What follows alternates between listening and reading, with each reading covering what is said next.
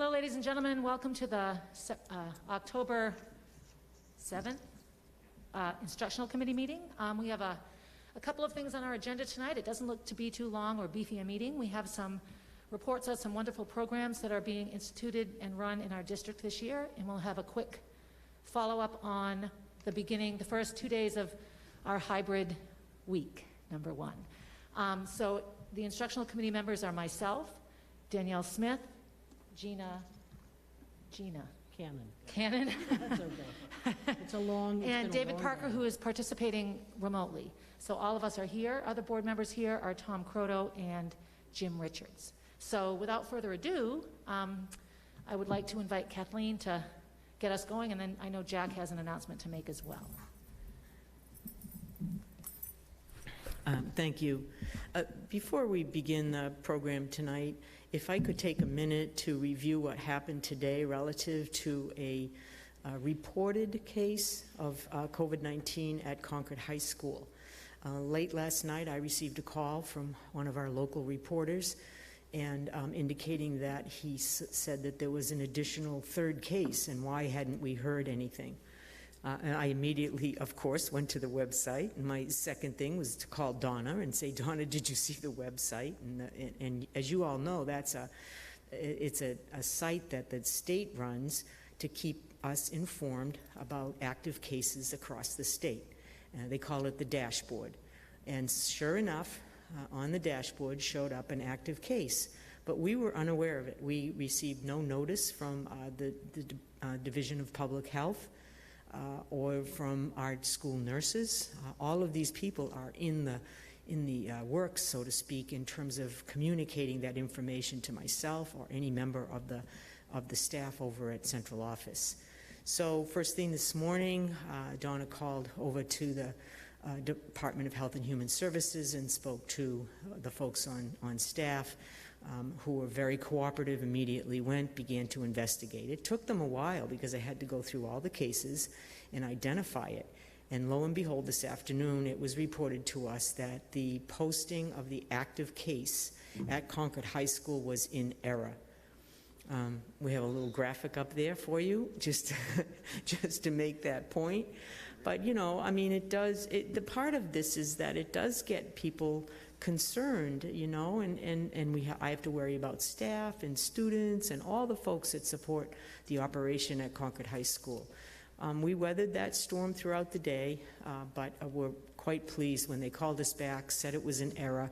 It was a student from another district. So I just wanted to say that we have two cases. We had two cases, which everyone is aware of. Both of them have recovered. Both of the student as well as the educational assistant is back at work. So that we remain the same as we have been for a little bit now. So that's the good news, I guess. Not that we want this to be anywhere, but it's a bit of a relief to not have it here. Well, right. I have to say that I think I sent a message and said, phew, right? Because it does. It brings a lot of anxiety, and that's something that we're working really hard to avoid if we can. So I just wanted to let you all know, and we sent out a message. Our tech director took the information from the department, and she posted a message out to our families and to our staff. So. And I alerted the newspaper so that they could get that information. I think that pretty much puts that to rest for today. So I'd love to start tonight's work. I think we're pretty happy about the program tonight. We have three interesting things to happen tonight. We have a presentation from the University of New Hampshire. Dr. Sharon Porter and her team are here to present an app for our students and staff. Called You Safe High School, HS, I think that's how they do it. And so they're with us all remotely on screen, and we're thrilled to have them. Our second presentation will be Lightspeed, which Pam McLeod, our Director of Technology, will make on a tool that we're beginning to investigate. We wanted to share that with you tonight, and then a very brief report on the update. We've only been back with the hybrid for 2 days, so we have a couple of principals who will give you an update. So I would say that I would welcome our folks from UNH. I really appreciate them being here. They actually had a chance to meet with the staff members and students today at the high school, so we've been preparing for this presentation tonight. So welcome, Dr. Potter. Thank you for being here. Thanks to your team. They're awesome. Appreciate it. So, Dr. Murphy, can everyone hear me? Yeah. So thank you for inviting us, and we had a great meeting earlier today with your students and faculty and staff, and we're excited about the possibility of working with you. So as Dr. Murphy said, I'm Sharon Potter. I'm a professor at the University of New Hampshire and the founder and co-director of the Prevention and Innovations Research Center that was founded in 2006. And what we do is we develop bystander intervention prevention strategies, and we work at the high school, college, workplace, and military levels. And what we're here to talk to you about today is a National Science Foundation grant that we received a year ago in August to begin to build a healthy relationship app for high school students. We've been working with students and teachers and parents across the state of New Hampshire for the past year. And we're releasing our minimum viable product this week. We have 6 schools that will be testing it in New Hampshire, and we're really excited about the possibility of Concord High School testing this product and going on this journey with us.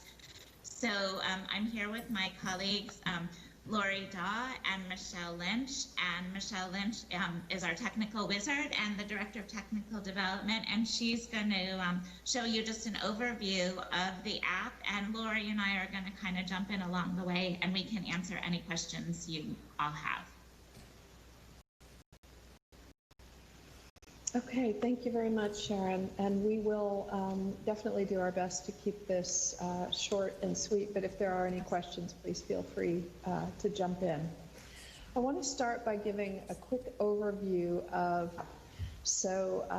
there are 4 things that students can do in this app, and they can complete education modules that help them learn healthy behaviors and also how to safely respond to unhealthy relationship behaviors.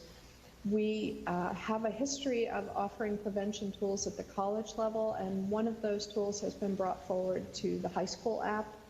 I'll talk about that in just a minute, the time to leave feature.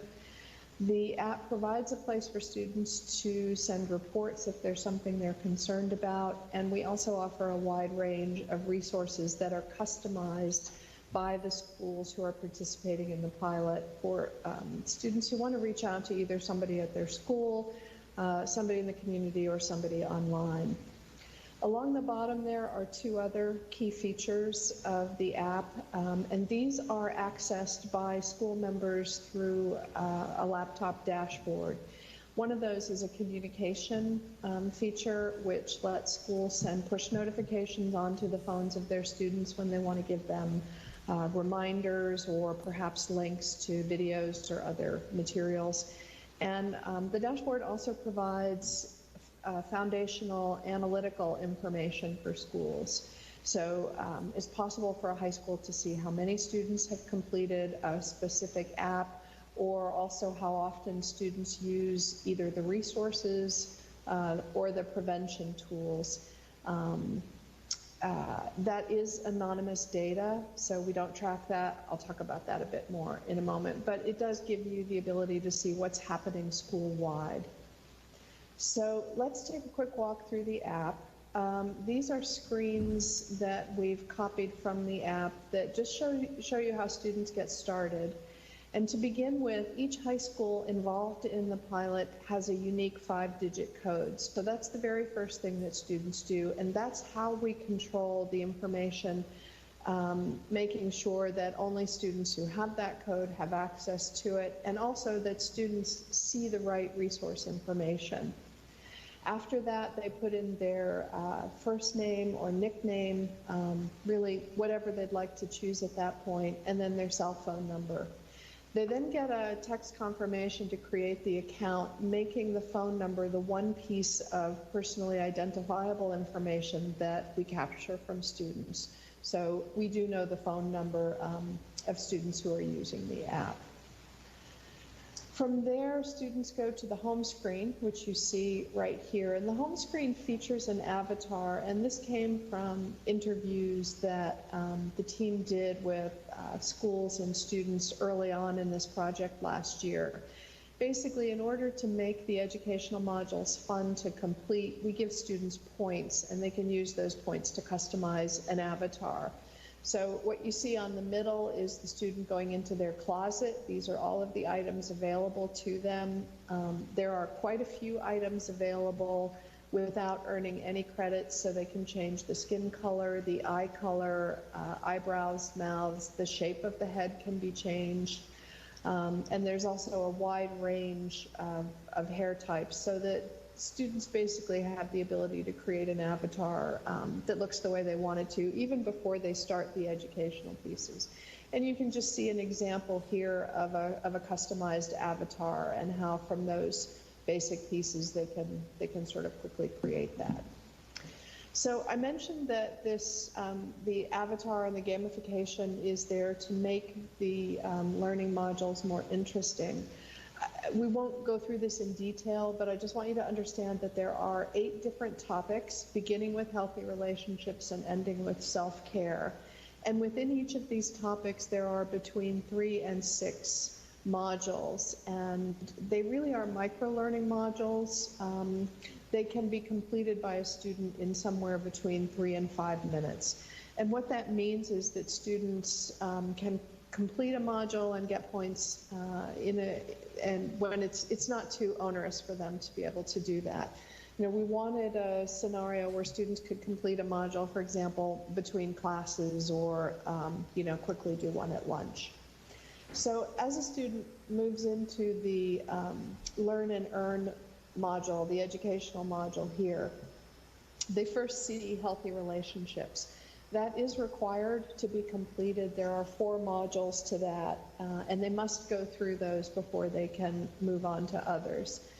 When a student clicks on this, the 4 modules open up. As they complete them, they get checked off, and you can see the points or the credits disappear as they complete them, and their balance increases. So that's how they can see their progress. Inside of one of these modules, and this is really the heart of the app, these are the content modules that have information that was developed in line with the CASEL framework for social and emotional learning. So they get a little bit of content, you know, a couple paragraphs to read. Sometimes there are do's and don'ts. In this example, do's and don'ts of resolving a conflict. And then there's a little mini scenario that's presented, and from that, students get either 1 or 2 questions to answer. This is an example of one of the questions. So what are some of the things you can do to practice healthy conflict resolution? And in this case, we've selected an incorrect answer so that you can see that after that's submitted, the student does get feedback. There's a little green here that shows that was the correct answer. The one that was chosen has a little red X. And then there's a response bubble that appears on top of that. And the response bubbles are really the key takeaway, the thing that we want students to remember as they move out of the app. So from there, they've completed it, they get their points, they can immediately use them in the store if they want to purchase something, or they can move on to the next module. So that's really the sort of form for this. And from there, I'll just quickly show you some of the other features. I mentioned that we've carried forward a prevention tool from our college app called Time to Leave. So here, students tap the Time to Leave button at the bottom, which opens this window. And essentially what it is a way for students to send themselves a fake text or a fake phone call to give them a reason to leave an uncomfortable situation. As we all know, you know, teens, especially younger adolescents, sometimes feel uncomfortable raising their hand saying, you know, I just don't like this, I want to be someplace else. So this gives them a reason to leave without sort of making a fuss, as it were. They have the choice to make it look like it comes from anybody already in their contacts on their phone. That is for realism. Nothing actually leaves the phone, so they can, you know, pick a parent, a sibling, a friend, whomever they'd like. Then they can choose whether what they receive is a fake text or a fake call by tapping this button, and it toggles back and forth. There's a timer that they select here, so you know, they could say, send me a text in 30 seconds or send me a call in 10 minutes, whatever makes sense for the scenario they're in. They press the start button, and at that point the screen goes blank, and when the timer finishes, then either a fake call or a fake text pops up. These other two screens here that you see to the right just show that they can customize the text message if they want, and we do have some standard voices with a stock message along the lines of, hey, I really need to talk to you, can you give me a call? But they can choose voices that might sound more like a parent, for example, or more like a friend in terms of the age. And we did talk about this feature extensively in the focus groups. This was one of the things the students liked the best, and Sharon and Lori and I can tell you this is also probably the most popular feature on the college app as well. It just is something that seems to speak to everybody.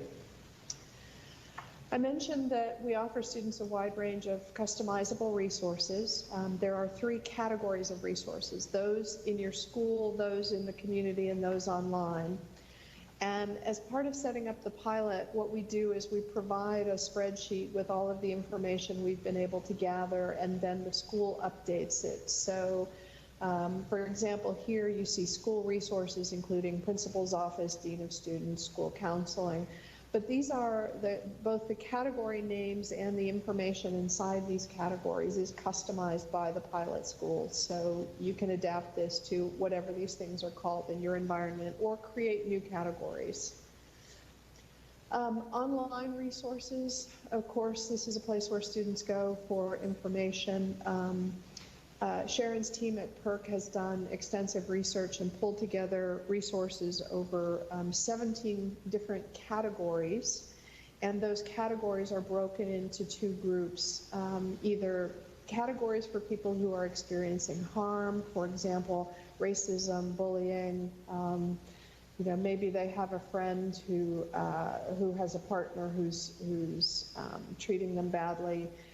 And then we also have categories under the heading of wellness resources. And these are things like exploring identity for younger students who, you know, may be exploring things, and before they talk to someone, they may want to look at some information online. And again, the categories that we've pulled together, and I think there are something like 95, 96 resources in total, are editable by the schools. So we can either delete them if they don't suit Concord, for example, or if there's additional ones that we've missed, they're easily added. I mentioned before that students can submit a report, and I apologize, this is probably difficult to read because the text is quite small, but essentially, this is a tip line where students can report something if they don't feel comfortable reaching out to an adult directly. We do reiterate here in the text that if it's an emergency, if it even might be an emergency, they should call 911. There's also a note here saying that, you know, we suggest that you do reach out to somebody at the school and provide a link back to the school resources.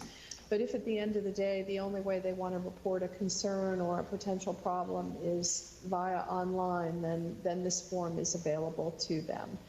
And basically, there's a number of basic questions here that they can answer. The form adapts for either something that might happen versus something that's already happened or something that's ongoing. So if a student should hear about a situation that might involve violence or self-harm in the future, the form adapts so they can respond to the question, when might it happen? All of the questions on here, what is the incident, who's being threatened, who is threatening, what is the concern, where does it take place? These questions here are all required, but there is one optional question, which is if you would like someone to come back to you, please provide a first and last name. But that is optional for students. That said, as I mentioned at the beginning, we do know the phone number of the submitter, and we do provide that when we send these reports. And the reports, when a student presses the submit button on a report, the school has the option for 3 copies of the report. One goes into the dashboard, which can be viewed whenever someone with dashboard access logs in and looks at it. But it's also possible to send 1 copy via text and 1 copy via email to staff that you want to designate. And I mentioned the dashboard. This is an example of just one, but here where it talks about incident report settings, this is where the phone number can be added for a text or the email address for an email copy. And here's a place where all of the reports that have been submitted over time can be viewed. It's also possible to customize all of the resources that I showed you before through here, or because this is a small pilot, we're actually happy to do that for you. The push notifications I mentioned that go to student phones, this is the place where those get entered or scheduled. They can be scheduled in the future. So for example, if you're going to have an assembly, maybe about a health topic, you could send a push notification to student phones suggesting that, or reminding students, don't forget today's assembly is at 9 a.m. Here's the Zoom link, because you can include a link in those. And then finally, analytics, where you can see graphs and charts. How many modules have been completed? How many times have students used time to leave? When have they used these tools? All of that is available through there. We've also used our college experience and put together some communication materials. On the left is an example of a student flyer. And when these are customized, they have both the school code, for example. So if you wanted to post these in the cafeteria, the students have your personal code. And there's also a QR code that takes them right to the App Store. We have digital screens and a number of other materials. We've also created flyers for faculty, which you see on the left. We have our frequently asked questions document and a parent flyer if you want to use those to communicate to parents. And finally, we have created a lesson plan document. And this document has 2 halves. The back half are transcripts of all of the learning modules, just for convenience sake for teachers. And the first section are lesson plan guidelines that provide suggestions for how to use the modules in pro-social ways with your students. So I'm just really trying to make life a little easier for teachers who, particularly right now, as you all know, are fully engaged and then some. So that is a 5,000-foot, 15-minute tour, and with that, I'm just going to turn it back to Sharon. Thank you, Michelle, for doing such a great overview. So we're here to answer any questions that come to mind, and we really, again, Dr. Murphy and the Instructional Committee, thank you so much for inviting us to your meeting this afternoon. We're really appreciative of the opportunity. So as a health educator who taught health here at Concord High for about 8 years, a few years back, so much of this is utterly relevant in a million areas of students' lives, not just when they're in trouble or feeling uncomfortable. So it resonates with me as especially not just for women, but boys and girls have such a hard time with this communication and talking about these things. So it's just sort of eye-opening and wonderful to see that it can be in their phone, which is the one thing they take with them everywhere. So mostly it's just, I can't wait to look into this more because it's fascinating to me. I'm really impressed with it. And then I have some questions for Concord people, but not for you guys. So I'll see, does anyone else have anything they want to ask related to the app? Tom? Well, thanks for that. I love the idea of the fake calls and messages. We did that when my children were younger, only we did it with real phones and with real in-person talking. I wish we had had the foresight. But at any rate, I know this was a 5,000-foot look. Self-esteem is something that is so important to middle and high school, well, all of our kids, but particularly we're focusing here on the older students. Is that embedded into your curriculum? And I just didn't see it. Yeah, so that's a great question, Tom. So we use the CASEL framework for the development of all of the modules.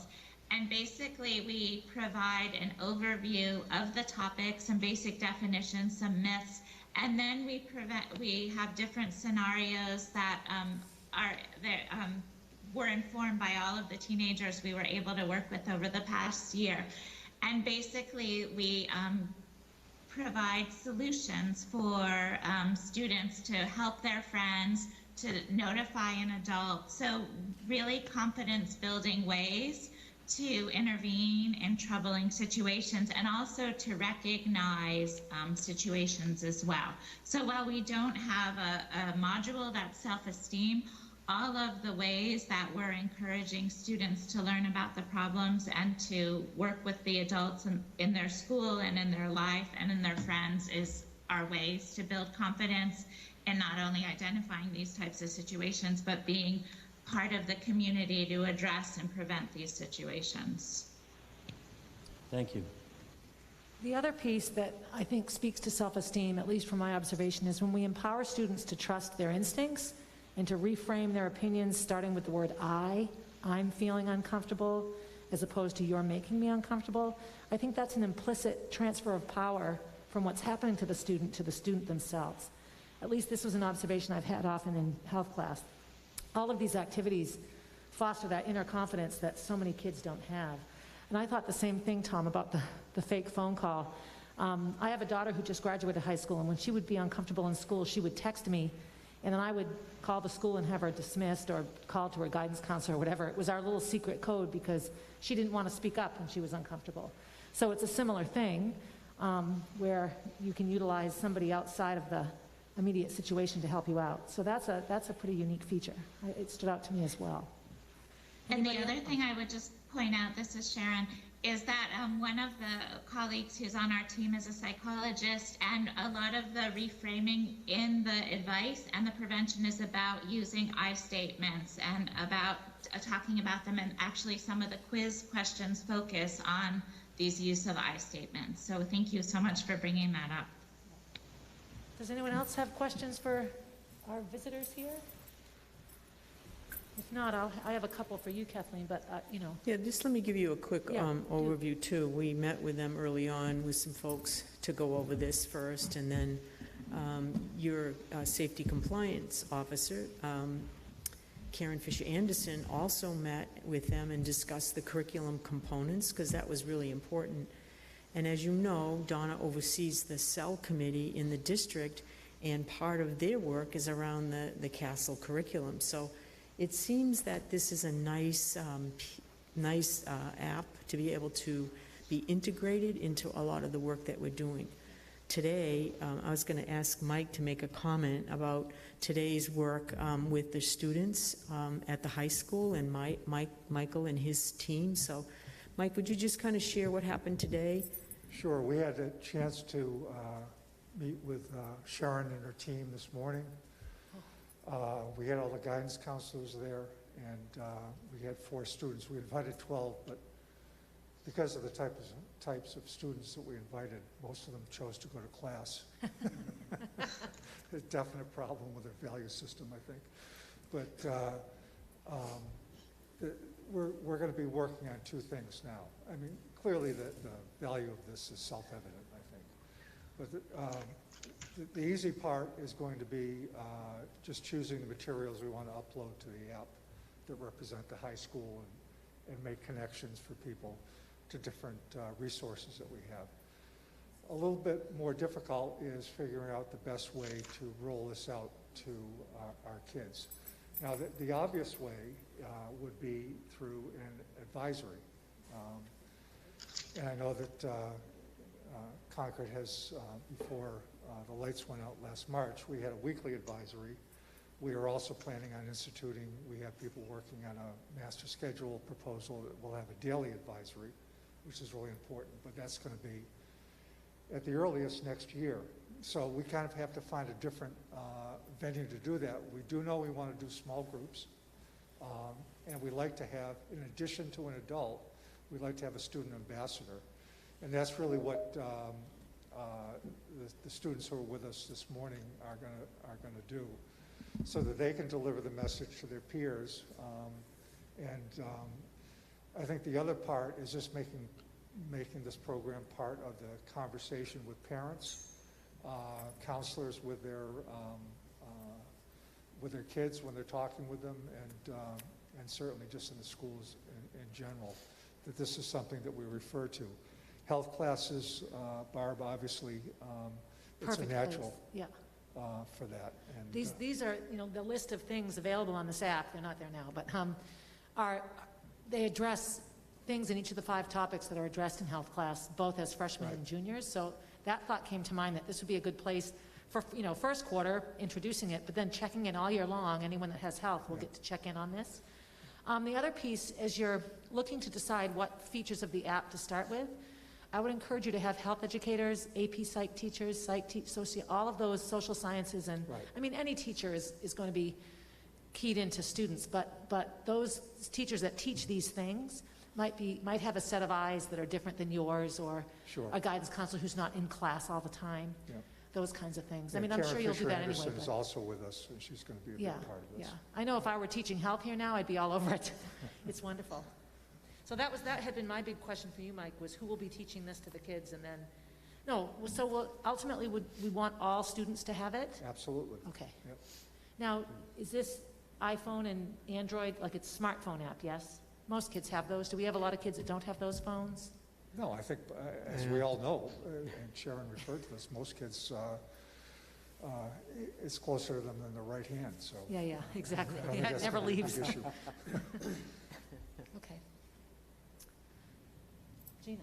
So I just have 2 questions, because, and one of them piggybacks on what we just spoke about, because there are kids in this district whose parents cannot afford to have their kids have smartphones. So my concern is, are we unintentionally creating haves and have-nots? I just want to throw that out there, because, I mean, there are parents who could not afford their kids to have computers during remote. There were parents who couldn't afford to have internet connection. I guarantee there are parents who cannot afford to have their kids have smartphones or extensive data plans. So I just want to be cautious about creating haves and have-nots. And maybe just implement a plan or have a contingency plan for when we figure out the number of students that don't have access to a smartphone, ways that we can support them or get them clued into this. We would be more than open to that. Sharon, can the app, can that work on a Chromebook? That's the, it doesn't yet. I like the word yet. And Michelle, but because this is a minimum viable product, and it's just, but we've applied for funding for round 2 from the National Science Foundation. Lori and Michelle and I worked really hard on the grant in July. So if we get that funding, there's going to be more options. The other thing I will say is that it will, even if students have limited data plans, it does work, when the students are on Wi-Fi. Yeah, I'm just concerned about the kids that don't have it. And Right. No, I think it's a great point. And then We the other, totally understand that, yes. and then the other question I have is, we have consistently, I guarantee, as parents and teachers, told our students, put that phone away, not in class, put that phone away. Now we're encouraging them to take that phone out. Are we sending mixed messages? Gina, if I could respond to that, that whole dynamic has changed a lot over the last, 7, 8 years. Hard to know when the tide changed. But smartphones are more and more accepted as a real tool in classroom interactions. Well, I'll So- admit, it's been a while since I've been in a high Yeah. school classroom.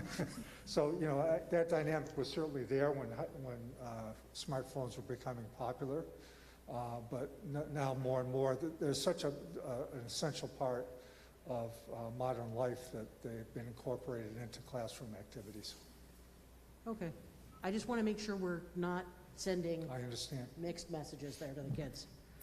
David, I have no way of seeing if you have your hand raised. Oh, good. Go ahead, David. Thank you for that presentation. It looks like some good quality work.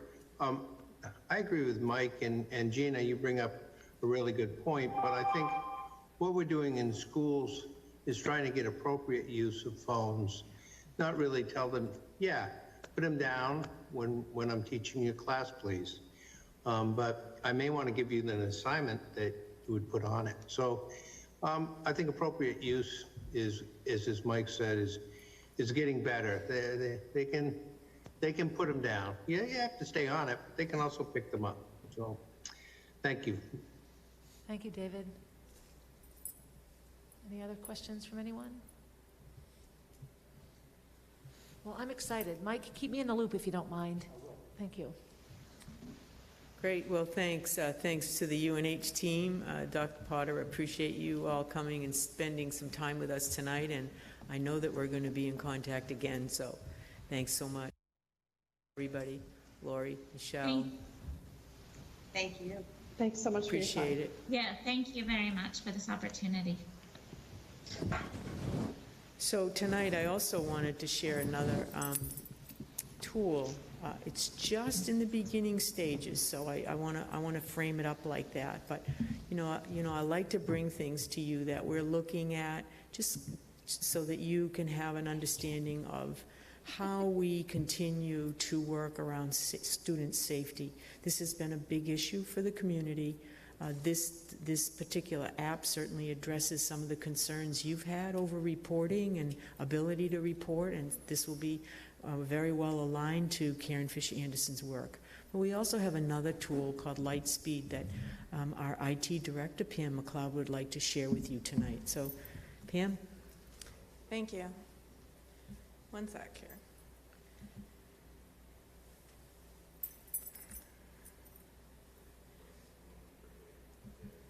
Darn technology.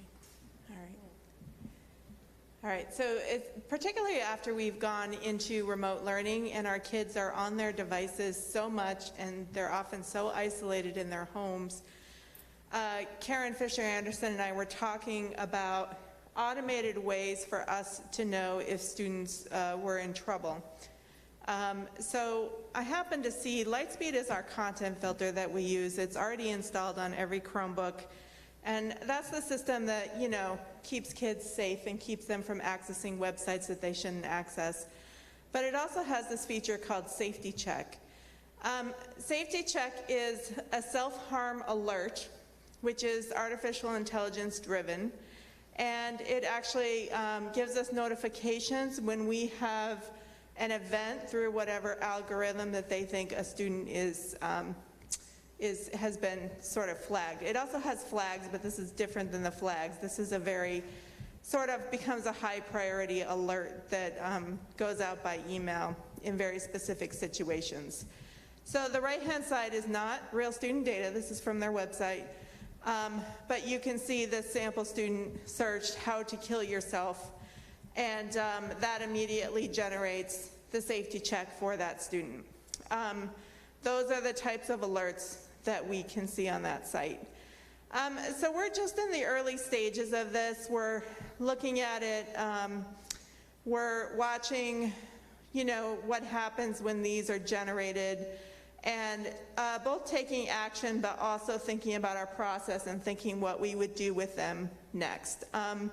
It's interesting because it is able to get screenshots of incidents that normally wouldn't come up in a content filter. For example, if they're on a site that is meant to be completely confidential somewhere, this is only on school devices, and they type something in, it will grab a screenshot of that, but that normally wouldn't come up in any of our filters. So we're able to find things that normally wouldn't come up in our normal reporting. So it's a nice tool.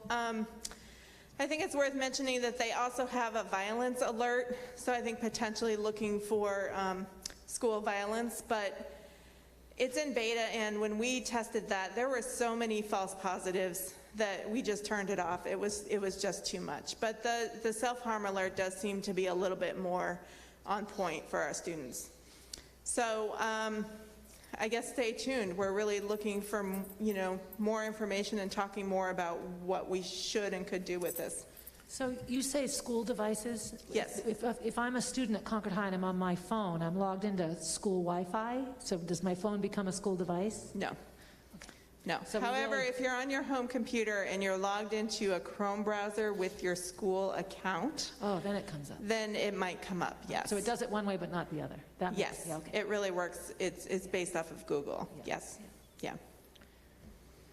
So we've been running this sort of in test mode for a few weeks and looking at the data that's coming through.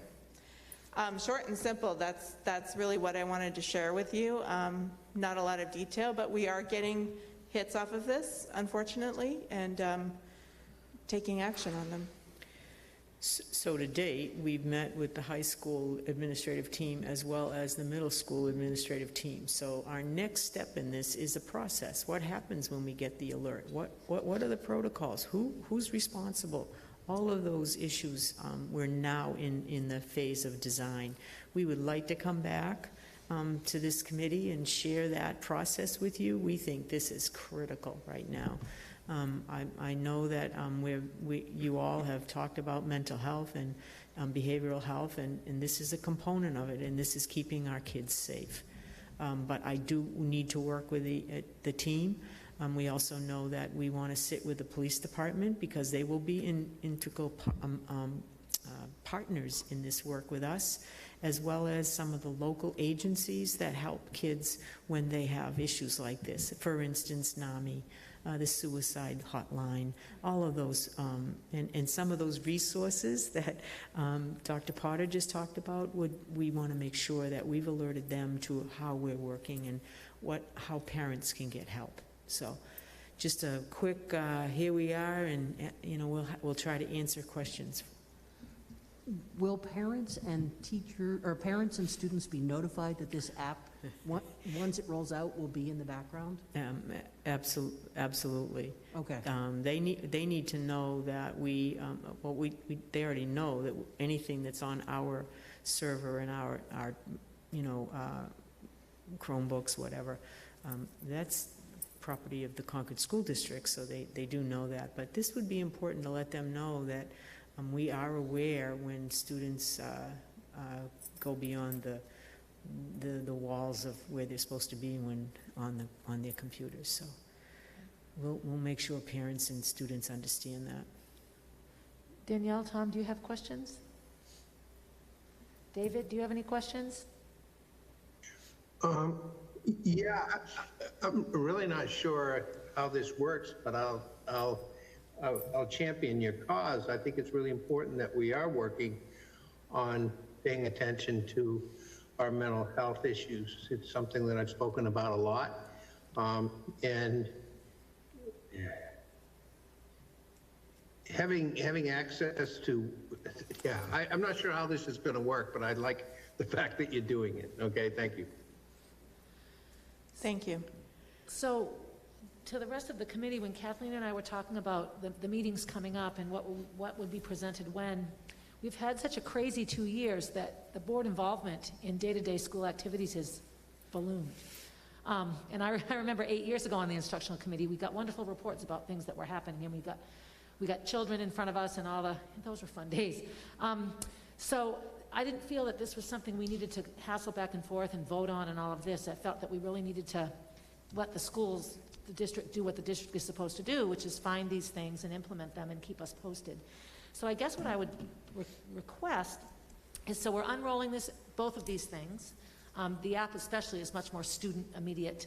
I would love next time we have an instructional committee meeting to just have a little update on it, how it's going, what responses are, how it's rolling out for you, Pam. Mm-hmm. And then we're all just in the know, and what I can report at the next board meeting is all of this wonderful information and a couple of weeks of implementation. So if that's all right, is that, are other committee members comfortable with that? Wonderful. Will do. Sounds good. Thank you, Pam. You're welcome. So tonight, our last piece for you, and trying to stay on time here, is just an update on our return to school with the hybrid. And I've asked Michelle Vance, and Michelle is on with us tonight. She's coming in remotely. I see that there she is. As you know, our principal, one of our elementary principals. So I'm going to just turn it over to Michelle. Thank you, Michelle. Good evening, everyone. It is my pleasure to be here tonight with you and to share with you a little bit about our first 2 days, really, it felt like the first day of school as the little ones, our kindergarten, our first grade students were being dropped off by their parents or getting off of the bus. Arrival and dismissal, certainly at Beaver Meadow School, and I got a chance to talk to some of my other colleagues, was rather smooth. It went very, very well. In my over 25 years in public education, when kindergarten students come to school, I have unfortunately sometimes had to, help mom and dad separate from the kiddos and all of that. That did not occur in our first 2 days. Those little kindergartners were leaping out of the car. We were like, hold on a second, we got to take your temperature real quick. We're happy you're here. They were wearing their masks and they were just almost galloping into the classrooms. They were so excited to see their teachers. The teachers were overjoyed to see them. It was beautiful. It was a good feeling, and it was nice to have them in the building, and the smaller pods and all of that. We have some changes in some of our procedures and our protocols, and there were a couple wrinkles, but we're ironing all of those pieces out, and a lot of it comes with communication and just getting, we're using different doors than we used to do, and even our dismissal procedure is a little different because we used to congregate in the lobby. We're not doing that anymore. We need to make sure that every aspect of our day we're socially distancing.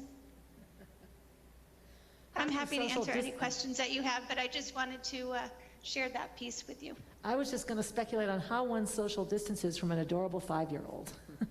That cannot be easy. I know. I know, they just run, some of them there was a couple of times they just ran right into my legs and just couldn't let go. And so, we had on our PPE and, we just bring them in and we practice hand washing and doing all of that, and then just reminded them we have to give each other air hugs. Michelle, how about the students that chose to stay remote? Have you had any feedback from those families? Things are going in, certainly in K1, the other students next week, they're going to have some transitions, obviously, with the students that are in their classrooms, and for some students, even their classroom teachers. But so far, the transitions in kindergarten and in first grade went fairly smoothly. We rolled everything over on, I'm getting my days blended because so much has happened in a short period of time, but we rolled everything over on Friday. Monday was kind of a meet and greet day with the new teachers and all of that, and then all of the systems for the students to do the digital online piece because they had to change a couple passwords and all of that. Everything was pretty smooth sailing as of Tuesday, yesterday. So things have gone very, very well. And even today, we have the kindergarten students at Beaver Meadow School have a kindergarten remote teacher from Millbrook School, and she did a meet and greet today after school, and the students came and she was handing out materials in their vehicles, and they got to, meet the teacher face to face. So teachers are working so hard, which they always do, going above and beyond to make those connections with families and students. So in the elementary schools, remote stays just as it was, 4 days a week, because their teacher is only doing remote. Teachers aren't splitting hybrid and remote with the same group of children, correct? That is correct. So we have teachers that are teaching hybrid, and then we have teachers that are solely remote teachers. Thank you. Does anyone else have questions? Jim? Hi, Michelle. It's Jim Richards. Just wanted to ask just a quick question. we're going to have a lot more people getting dropped off now. And I know you only had a couple I know you only have a couple of grades in there, but traditionally, you know, that's a kind of a tough turn into Beaver Meadow. Is there anything special that's going on, or any problems or any concerns that we need to discuss with the city at all? I will share with you, we have very few children taking the buses. So, and as you know, as a previous Beaver Meadow School parent, parent drop-off can be a little bit of a challenge. So we've tried very, very hard to put in a couple of different procedures in the morning with the buses. So we move the buses out as quickly as possible. They are only dropping off, you know, the percentages, I don't have them right off the top of my head, but I do have the bus list for the A group and the B group, and it's half of what used to be on the bus, which increases the parent drop-off. We're not allowing anyone to walk onto the property. They have to do the drop-off. So with that being said, each day the process will certainly improve, because as the kindergarten parents understand the procedure, I did make a video, screencastify, and I had the Google map of the build of our property and explaining where parents will drive and how that will work for arrival and dismissal, and got a lot of positive feedback from parents on that. And the first 2 days, we did only have 1/3 of the children that are going to be coming to the building, and but we were able to do that in a pretty sufficient amount of time.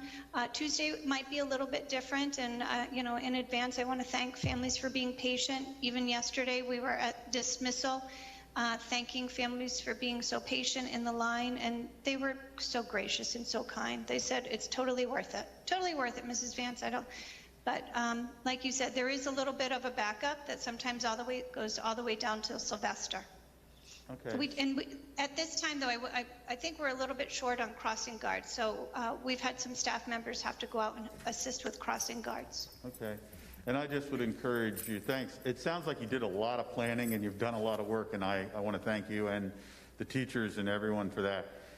If you need, you know, something physically changed in there, I would encourage you just reach out to Matt Cashman, because as we go into doing things in a brand new way on the board, we need to be aware of any sort of support, any sort of resources we need to commit to all of the elementary schools, and actually all of the schools, as we learn some new ways of doing things. So thank you, Michelle.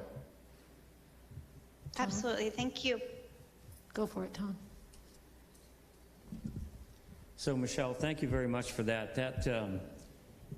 I think that equates to what we once heard the term a COVID huddle, where people get together and talk about how things are going, how things went.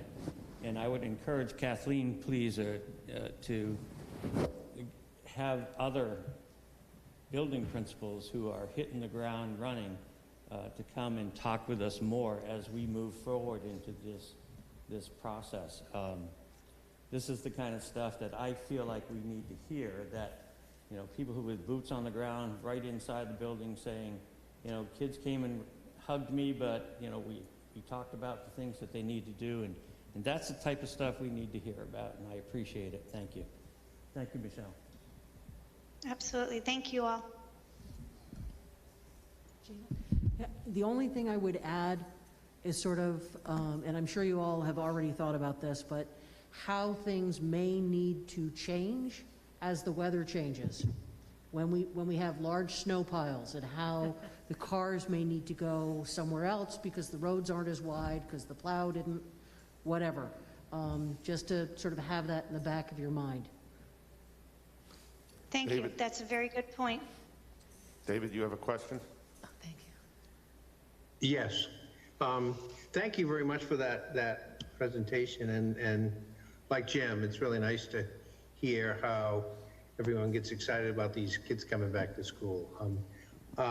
One of the things I would just request is that we can sometimes be as specific as you can be specific, like number of kids that are in school, number of kids that are remote, how many kids were there in the morning. And I also echo what Jean is saying, and I'm sure you're doing, though. You're looking forward and trying to anticipate every single situation. There's things that come up you didn't think about. And so I agree with what someone said about some of the huddles. I think those after-the-fact huddles reveal some really insightful comments. So thank you very much, and welcome back to the classroom. Thank you. Anyone else? Thank you, Michelle. Thank you so much. Absolutely. I want to comment as we switch to middle and high school. Elementary schools have quite a luxury in that the nature of their day makes it easy to have a group of teachers only teaching remotely and another group of teachers doing hybrid. As we get into our reports now, Kathleen's going to speak to the middle school and then Mike to the high school. I just want to remind parents and community members that logistics plays a much bigger role sometimes and oftentimes dictates a schedule that may or may not be the best academically, but one has to do what one has to do when you're managing hundreds of students in a building. And if there's one German teacher and half of the students are hybrid and half are remote, there isn't a way for that teacher to do two separate, teach 8 days a week. So I know some of the emails I've gotten and phone calls around middle school specifically, and also high school a bit, is the trickiness with feeling that the remote learners are now stepping back and all of this. So I'm just sort of easing the road for you a little bit, because I think sometimes people don't understand how utterly difficult it is to manage these two things simultaneously. So anyway. Thanks. Yeah. I just want to speak to the middle school. Yeah. They probably had a huge challenge, in part because you have to remember the kids are in teams. They stay together. And so that you have to be able to look at all your resources so that you balance those kids that are at hybrid and the youngsters that are still at home doing remote.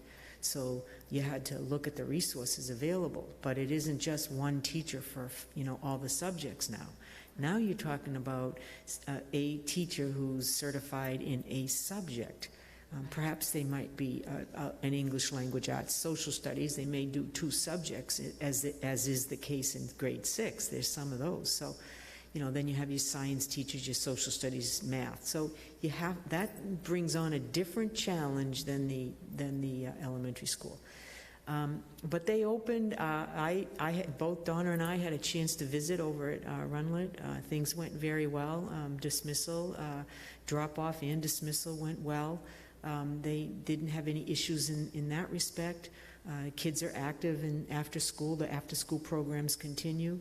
I visited all the 6th grade classrooms. And again, one of the issues over at Runlet is class size. So some of the classes in a class might be 25 or 26 students, where we couldn't put the hybrid automatically in place because the classroom size is 750 square feet. We couldn't do it. So as they worked it out, and they've been working with Matt Cashman, who has been right by their side, looking at all the spaces and making adjustments and so we're able now to open up some spaces, bring in some additional kids. I know there was a lot of controversy around a quote waiting list, and I understand that. Some of the reason was we had some kids in hybrid who went back to remote, and some kids in remote who wanted to go to hybrid. And I heard that they were concerned about the survey, and I'll take full ownership to that.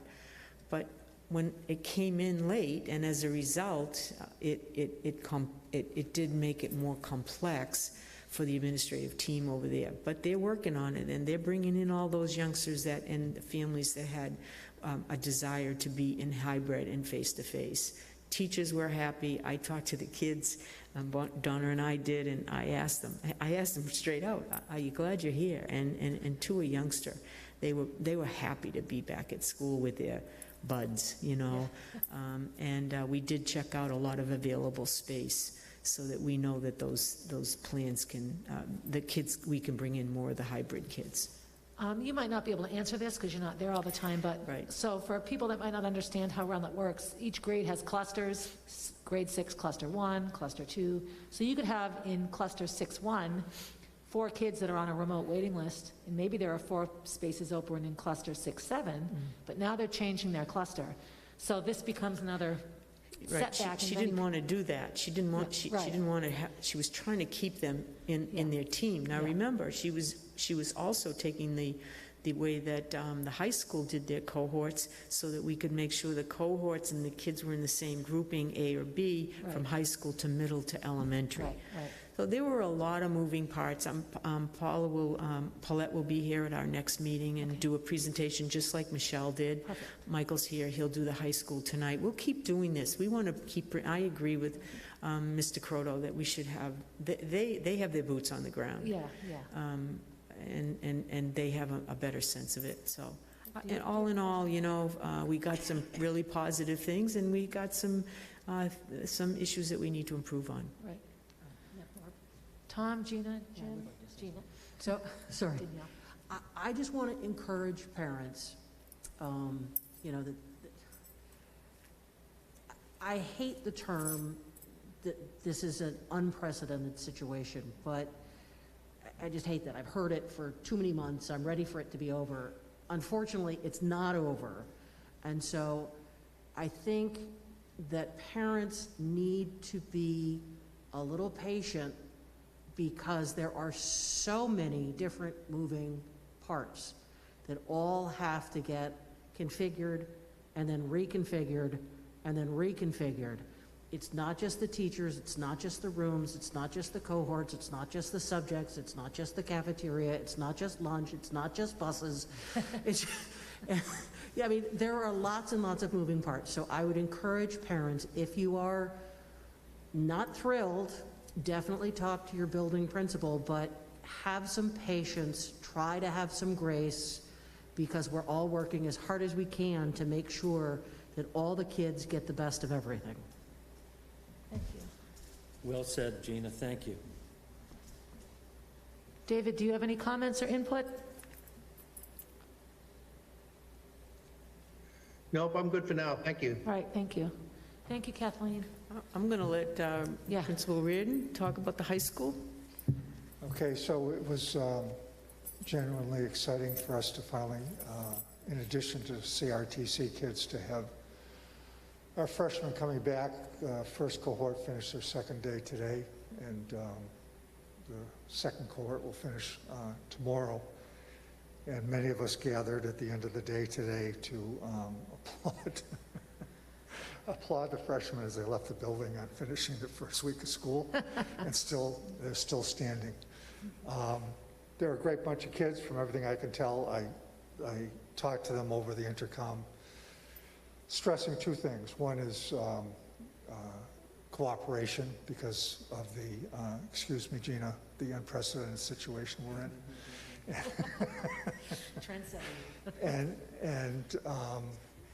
And secondly, that we all need to be responsible around our masking issues, masking protocols and distancing, and not wandering around the building. And they've done an excellent job with all three of those things. Clearly the most difficult, and I think I might have mentioned this at the last meeting, is distancing. I mean, it's just very difficult for adolescents, especially who have not seen each other for quite a while, to maintain that. Not because they're being recalcitrant, but it's because they kind of lose focus on that. So that's something we have to keep reminding them about. But they are definitely seem like our colleagues at K through 8 have done a good job in preparing them, as have the parents. Teachers at Concord High School, as they always have come up to the mark in some really important ways. But here's really what I want to talk with you folks about tonight. So we have situations, spacing situations, because of the 6-foot rule and so forth. As we split up the cohorts alphabetically, we went kind of 3/4 of the way through the L's to divide the two cohorts. But not surprisingly, inevitably, they don't come out even. And so we have some freshman classes that are overloaded. You literally can't, if we're going to maintain a 6-foot distance around the students' desks, which is non-negotiable, we don't have room in a few classes to house all those kids at the same time. So we're in a situation in, not a lot, but some classes where obviously there are the students in the class, there are the students who are Zooming in, and there could be up to 3 or 4 students who are rotating outside of the classroom, either in the hallway or going to the student center, where they can either work independently for 20 minutes or whatever it is, and or Zoom into the class from there. The larger issue is that as we're contemplating bringing back the other 3 grades, that we have 27 different classes that are kind of in that situation. Not kind of, that are in that situation. So their numbers range from, there's one section with 20, there's several with 18, and then, you know, on down from there. So tomorrow, we're going to meet with Donna tomorrow morning and talk about a solution that we think that we've been working on. And I do not want to talk with you folks tonight until we can kind of vet that with Donna. But I just want to kind of put it on your radar, you know, when we're talking about the complexities. You know, one of the idiosyncrasies of schools, and especially high schools, is that lunch kind of runs the whole show. So it's fine with the freshmen now, but when we contemplate having 750 kids in the building, housing them socially distanced for lunch and not having outside available as it gets colder becomes a real issue. So fortunately, Jack Dunn and Matt Cashman have come to the rescue. They are fast-tracking, clearing the locker bays out of Commons A and Commons B, putting down rubber flooring, and so those areas will be available now for lunches, and also as places where kids can go if they have a remote class that they have to get into, or just to study to wait for an upcoming in-building class. So that's a huge help. And I think it's going to, you know, Jack's gotten us tables. I think he's getting us a few more to go into the bays. I would also say parenthetically that the fact that we're able to do this because of this situation, which is unprecedented, Gina, that that gives us the opportunity to do something really special. If you know, I think you all know the spaces I'm talking about. So once this is over, and it will be over at some point, we can talk about how we can really utilize those that prime real estate. So that's a wonderful opportunity and a kind of a silver lining that comes out of this. But I do again just wanted to let you know that for our teachers who are in those situations where they are, you know, have to either have a small number of their kids remote for a day, or you know, out in the hallway for 20 minutes, whatever it is, that's very, very difficult because they're just juggling these 3 different pods of the in-class kids and the Zoom kids and the kids they have to rotate, and we really have to find a solution, because that's untenable over a long period of time. So I think we've got a battle plan. As I said, we'll go over it with Donna and see where we are. I did want to let you know also that we had a remote parent grading night last night. We had an hour for 9th and 10th graders and one for 11th and 12th graders. We had about 150 total parents tuning into that. We're going to follow that up in 3 weeks with another remote night for parents that we're inviting college admissions officers. We already have acceptances from Middlebury and St. Anselm's. and Dartmouth and St. Lawrence, and we're going to try and get 3 or 4 more. So I think it's important for parents to hear from college folks about what we're doing with competency-based education and how that's going to affect the transcripts and how they look at that stuff when it comes across their desks. I know the school's done that in the past, but I think we have to do it again for them now. And I guess the last thing I want to mention, you'll remember when we did open up with just the CRTC kids, and we had some Zoom bombing. We were on, Channel 9, and it was like the Martians had landed there for a while. Thanks to Brendan Ryder, our SRO, and the 2 computer crimes officers in the Concord Police Department, they have identified the culprit. And he's not a Concord high school student. He actually lives in Berlin, but he has connections to some of our students. So we are going to be following up on that and holding those students accountable. I just wish I would pay serious money to see the look on that kid's face when the Concord police showed up at his door in Berlin. But I wanted just to publicly thank them for staying on top of that and getting it done. Yeah, that was good work on your part, in their part. I want to just compliment you on the focus to remote. Many of the emails I've received over the past few days have been from remote parents expressing feeling a bit out of the loop. Of course, they have to take the jump to connect as well. It's not just one-sided, but right.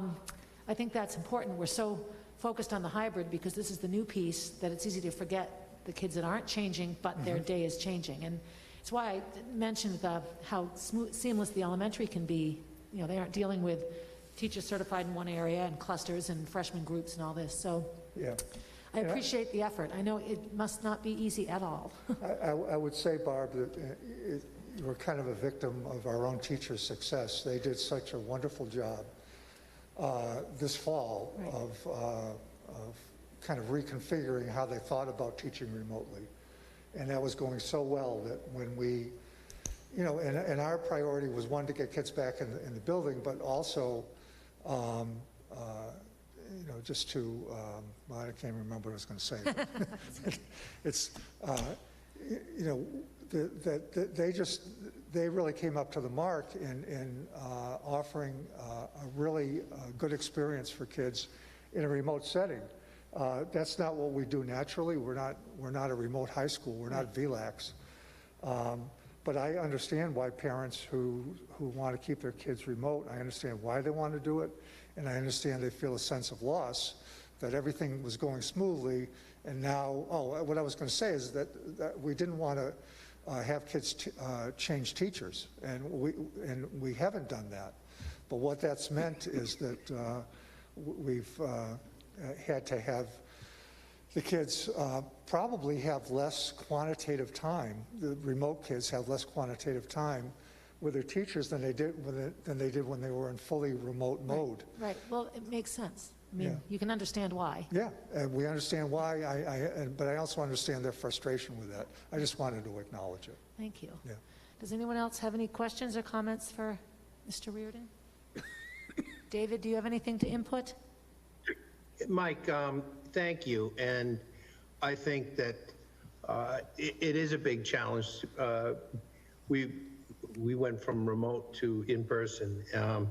And in fact, not all people are in the same way. We have a number of students that are staying remote. And there's some challenges to both, but the changes, I think, are what I've heard most of the community concerned about. They didn't know how well they could adjust. I think everyone's being asked to adjust in ways they never considered.